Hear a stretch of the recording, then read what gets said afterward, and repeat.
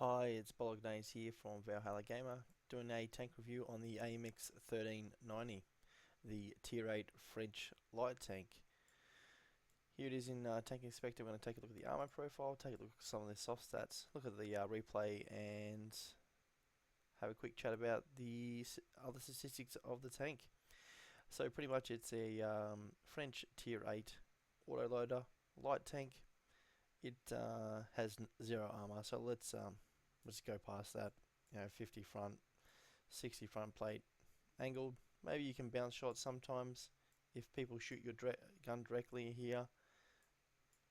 But other than that, you're going to get penned by pretty much everything at tier 8 to 10. And tier 6s will be able to pen you pretty easily as well.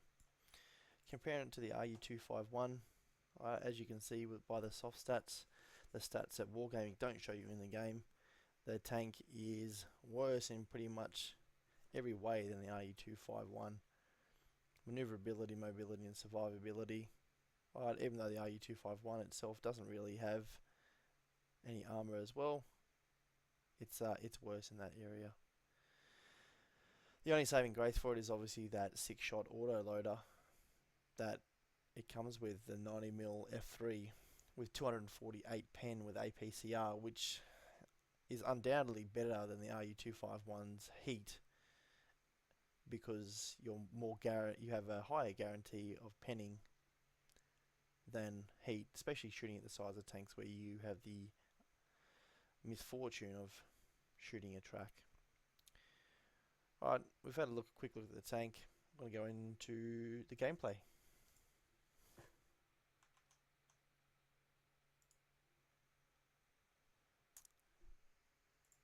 So we've got a game here on Kharkov, correction, Stalingrad. Time to roll out. Myself and Hoof from Valhalla Gamer are both in 1390s. You can see that I only run APCR on the tank because with AP it only has 175 pen, which makes the gun quite mediocre. With a 36-second reload with a good cruise skills, you need to make those 6 shots count. So it's probably a 2 or 3 games a day tank for me, because it obviously costs so much silver. And I run coffee in it to help with the aiming skills as well. First shot into LTTB. There is a good scout platoon on the other team. The trick is with the 1390, at distance it has very good camo rating. It has the same camo rating as an RU251. So unless you're 50 meters or less from another tank, don't try and snapshot it. Take the time to aim the shots and make sure they pen. And those same skills will carry across to the Lorraine 40T and the Batchat as well, which I'll do reviews on at a later stage.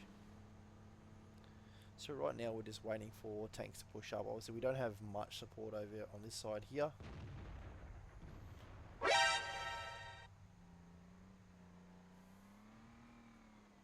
And Hoof's going in deep, trying to get some spots up for the tanks behind us to shoot.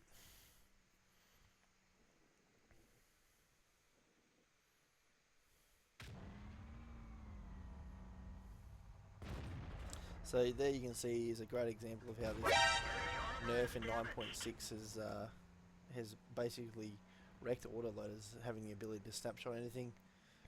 I'd probably aimed for about 1 second there, and that shot went nowhere near where I was aiming. So again, don't snapshot in this tank if you can help it. Enemy armor is hit.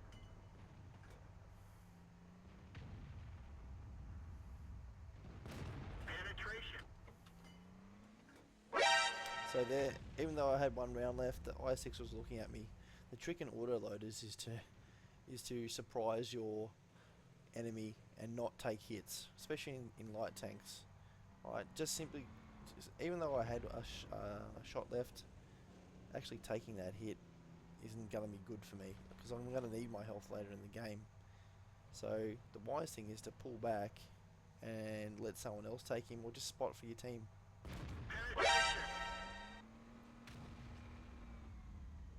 So I'm in reload now, and the reloads in replays is actually bugged right now on Jimbo's. It's about a 36-second reload, as I said before. So identify that obviously they're being aggressive. So there's a T95 down there. I don't want to have anything to do with him, so we need to back off.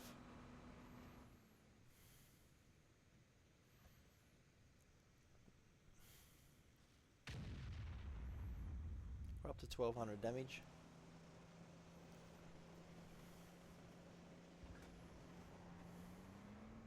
And the trick with the 1390, because as I said, it has such good camo rating, you need to use distance. It's pretty quick in reverse as well.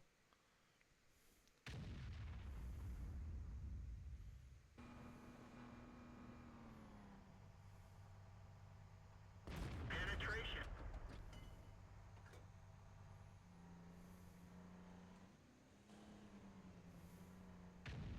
Penetration.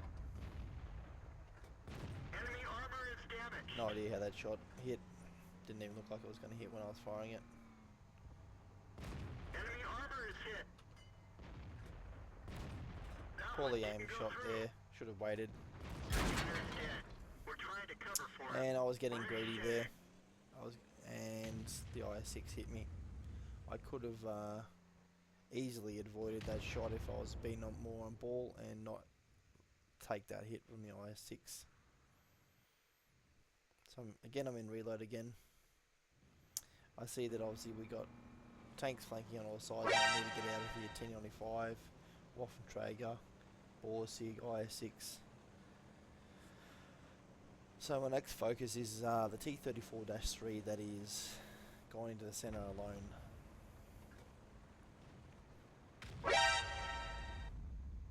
I'm on the prowl for him, looking for him. I have a full clip, and so my goal is to clip him. So the 1390s and all reloaders in general is you want to prey on tanks that are low on health. I spot the Bulldog on 7 health, take the shot, he's not even looking, Gotcha. and secure the kill on him. Our heavies are not looking good over the other side on that 1-2 line, so we're going to need to do something here. I see the T34-3. I should be able to clip him. I come around the corner and there's a T95 there. Holy crap. Now he fires and he misses me. I try to go for the tracking shot, but obviously the double tracks on this T95 there are OP as. I know he's got a long reload and I have time to get away. So I'm talking to Hoof here about what we're going to do here, because he's a one-shot by that thing, and I'm probably a one-shot if he high rolls. So we need to work together here to kill this T95. I've got 4 left, and I come up behind the T95. I try to help out my teammate here. He dies. Enemy tank dies, and I'm up behind the T95. Hoof was able to get a tracking shot on him, and he's going to be in reload in a second. So I'm up behind the T95 now, and I'm out. Permission to engage.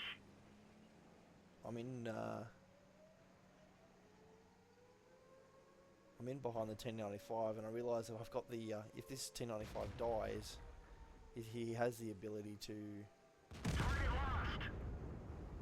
crush me against that building. Luckily, Hoof reloaded just in time in order to save me from getting killed right then. Obviously, tanks are capping. The last tank spot closest to the cap was the IS, so more than likely it's going to be him on cap.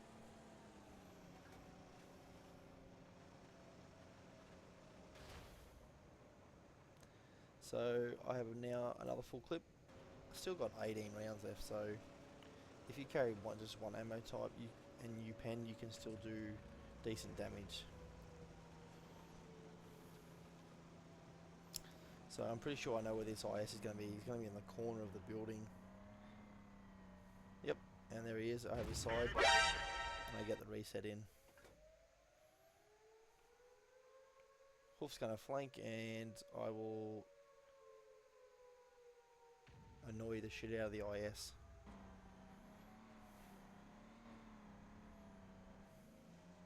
trying to get their spots on the corner. And the IS hits my track and doesn't penetrate. Ready to fire. Enemy is hit. And Got him.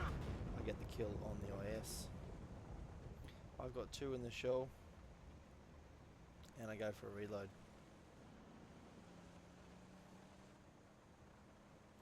So our T-34-3 was on 4 kills. He's unfortunately been killed by the IS-8. Correction, that wasn't the T-34-3. That was looked like a TD. Oh, our Waffenträger, that's right. Got killed by the IS-8, and our T-34-3 is on low health as well. He's down at the enemy cap, looking for that last spotted T-29. So we go back down to defend the 8-9 line because we think the IS-8 is obviously going to be here, and he is.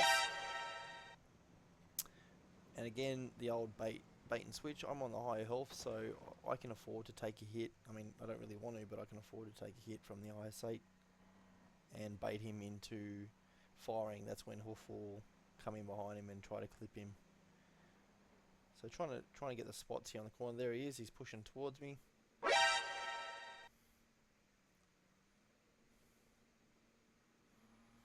Alright, he's being aggressive. I'm just trying to bait him in so Hoof can get in behind him. Hoof was pretty sure at this point that he'd be proxy spotted by that IS-8. So I mean, I don't want the IS-8 to turn around and kill Hoof. I need the IS-8 to continue chasing me. There he is. I don't know what he was doing there. Again, there's that amazing snapshot, and that time I don't bounce a shot in my tracks, unfortunately. And using teamwork, we kill the IS-8. I got 4 in the clip. I'm probably going to go for a reload again in a second.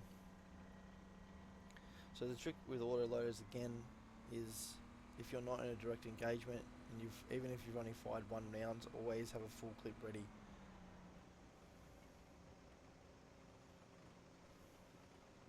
And start the reload in order to take on a T-29 and E-75. We're both on low health. The T-29 I could take a shot from, and so could Hoof. However, that E-75 will one-shot both of us, no problems.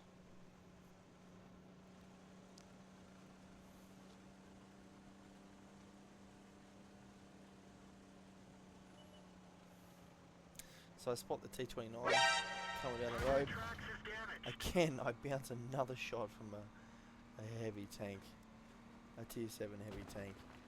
Pretty unbelievable in a light tank.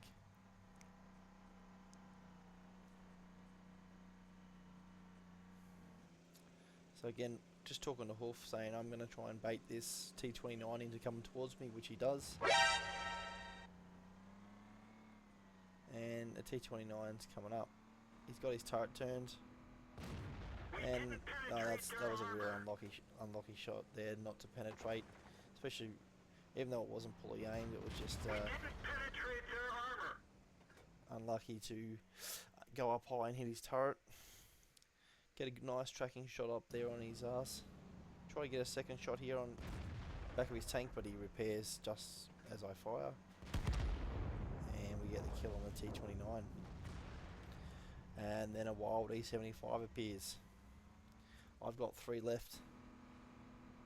Hoof is in reload right now. The E-75 is side scraping, not taking on an E-75 that is side scraping towards me.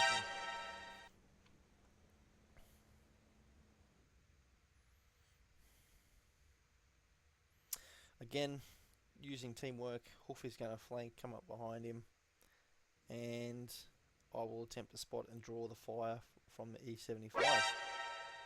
I'm spotted, so I know that he's still looking this way. Wait till I become unspotted.